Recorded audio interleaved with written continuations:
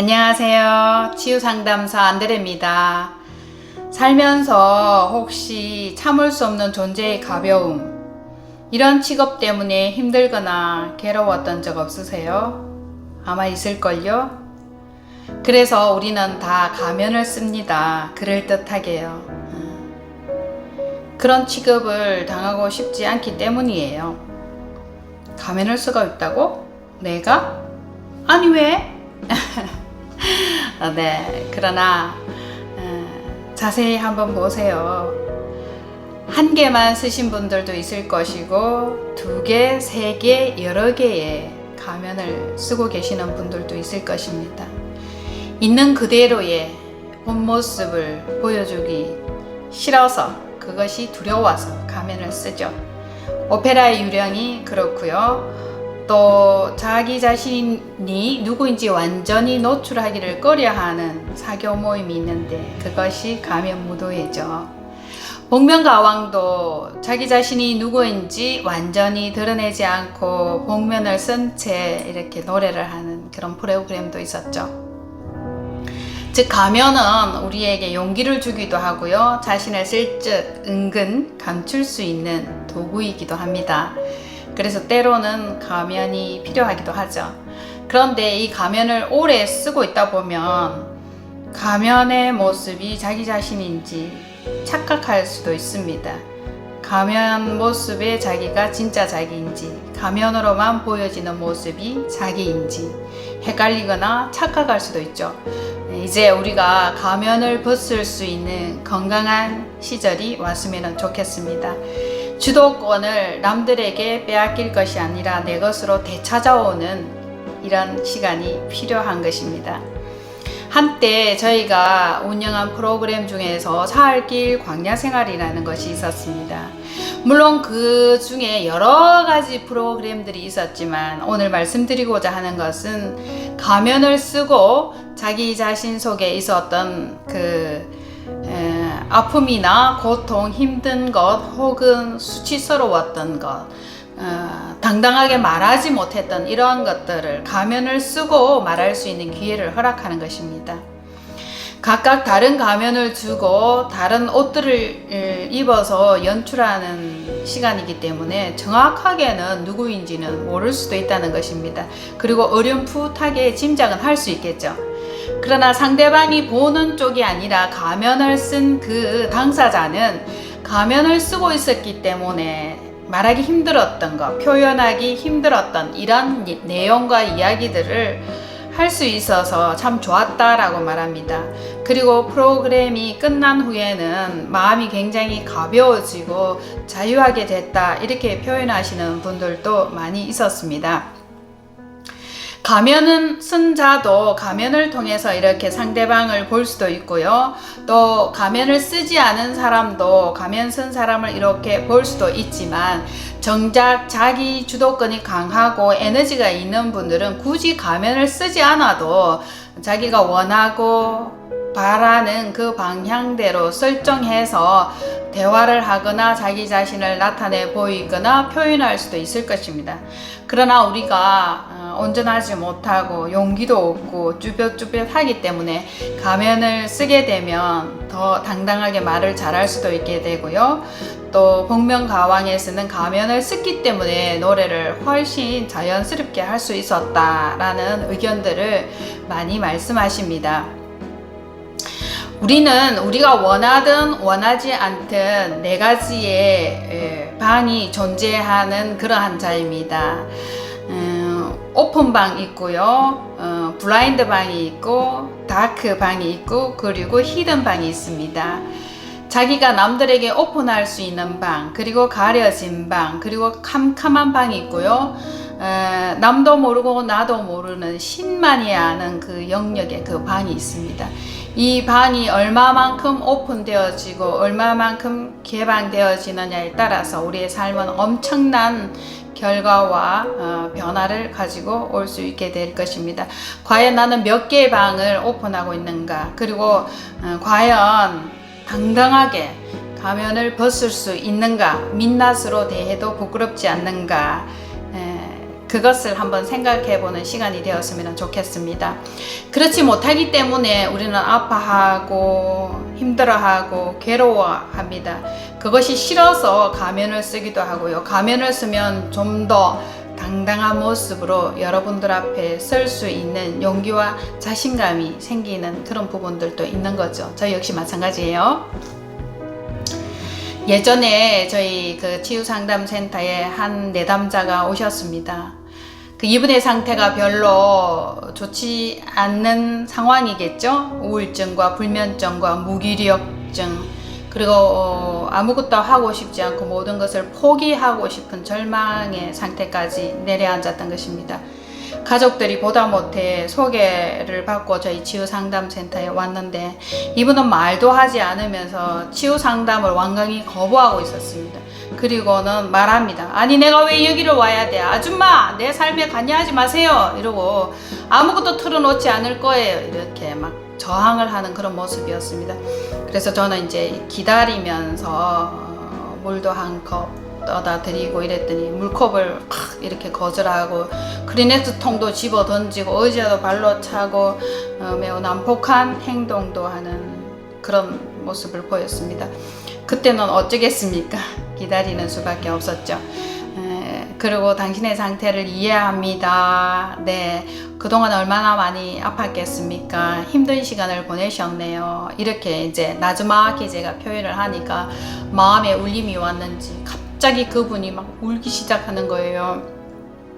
그 울음과 토설이 함께 섞인 것을 막 말하기 시작하는데 그 내용은 무엇이냐면은 가족들은 모두 다 잘 된 것 같고 좋은 대학을 나와서 유능한 사람이 되고 괜찮은 직장에 들어가고 그렇게 인정을 받으면서 살아가는데 자신만 유독 그렇지 못했다는 것입니다.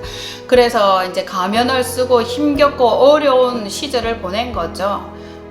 지방대학을 나왔지만 부단한 노력과 힘든 과정들을 거쳐서 서울대 대학원을 입학을 해서 졸업을 하고 직장에 취직을 했습니다. 그 과정들이 어쨌냐면은 한 걸음 한 걸음, 한 계단 한 계단, 여기까지 올라가면 괜찮겠지, 저기까지 가면 괜찮겠지, 저곳에 도달하면 괜찮겠지, 인정을 받겠지, 이렇게 했지만 가족들의 그 인정은 역시 여전하게 예전과 똑같았다는 것입니다. 즉 참을 수 없는 존재의 가벼움, 이러한 인식이 그들의 머릿속에 박혀 있었기 때문에 애쓰고 힘쓰고 노력해도 그것이 전혀 좋은 결과로 나타나지 않고 자신만 힘들어지고 만신창이가 되고 파김치가 되었다는 것입니다.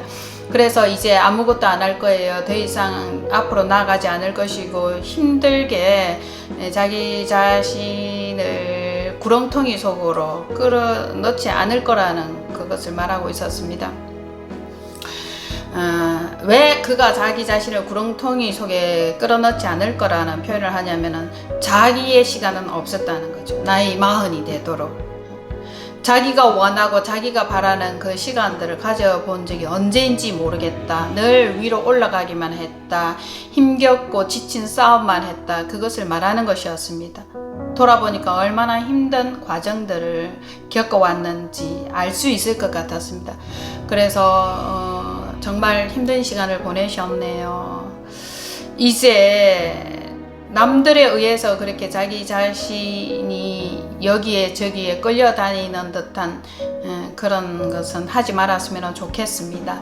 당신의 삶을 사세요. 이렇게 용기와 힘을 복도 도와주었죠. 그랬더니 조금씩 마음의 힘과 에너지를 얻기 시작하더니 꽤 늦은 시간 동안 상담은 계속적으로 진행이 되었죠. 그리고 그가 결심한 듯이 이렇게 말을 하는 것입니다. 오늘 모텔에서 자고 내일 아침 일찍 한 번 더 상담을 받으러 오면 안 되겠습니까? 그런 자기의 의견을 표현하는 것이었죠. 저는 아주 당연히 그렇게 하시라고 좋습니다 이렇게 했고, 다음 날도 역시 상담은 좀 더 깊은 차원으로 진행이 되었고 또 치유도 일어났습니다. 그동안에 잠재되었던 억압과 슬픔과 이 분노들을 울음과 함께 다 토해내고 토설해 내므로 해서 그는 점점점 더 가벼워졌고 마음이 힐링이 되어져 갔다고 말합니다.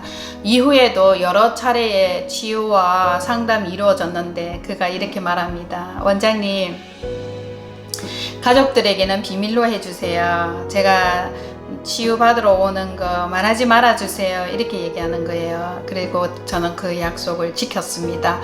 서울에서 이곳까지 오는 그 과정을 되풀이하는 건 쉽지 않았기 때문에 자기는 온전한 자기로 살고 싶어서 그것을 결단한 용기가 필요했던 것입니다.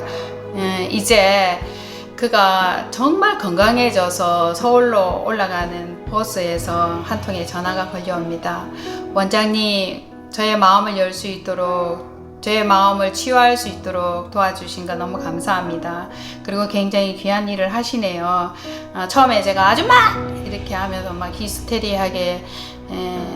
히스테릭한 모습으로 짜증을 냈던 거 죄송합니다. 이렇게 얘기를 하는 거예요. 그래서 저는 뭐 괜찮다고, 좋아지기만 하고 변화만 될 수 있다면 그건 괜찮은 한 치료의 과정이라고 설명을 했습니다. 그리고 그가 말합니다. 창밖을 보니 정말 봄날이 이렇게 화사하고 아름답네요.